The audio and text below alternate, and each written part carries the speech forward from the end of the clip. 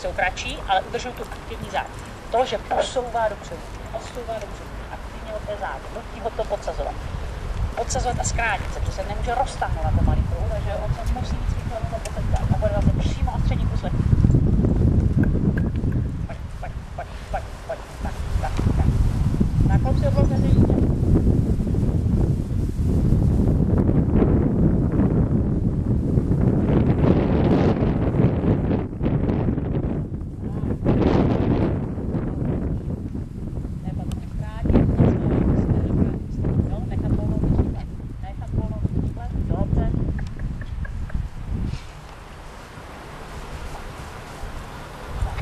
Pravidelný, rytmus, dobře. Tak, středové čáry budeme zprostovat.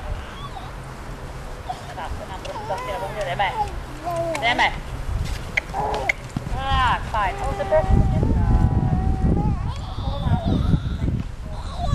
zase tady nepůjde 10 metrů, to já už nepůjde 10, ale trochu menší, tady okolo nás. Tak, a opět středové čáry.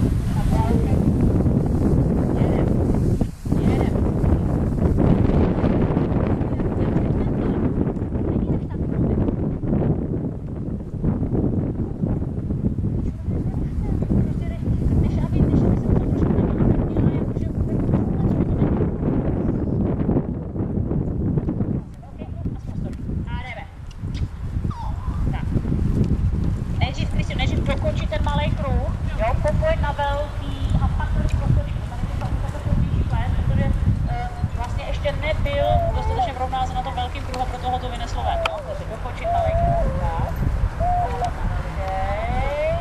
tak a teď začít prostočit. Jdeme, jo, proto tam máme tu stěnu, výborně.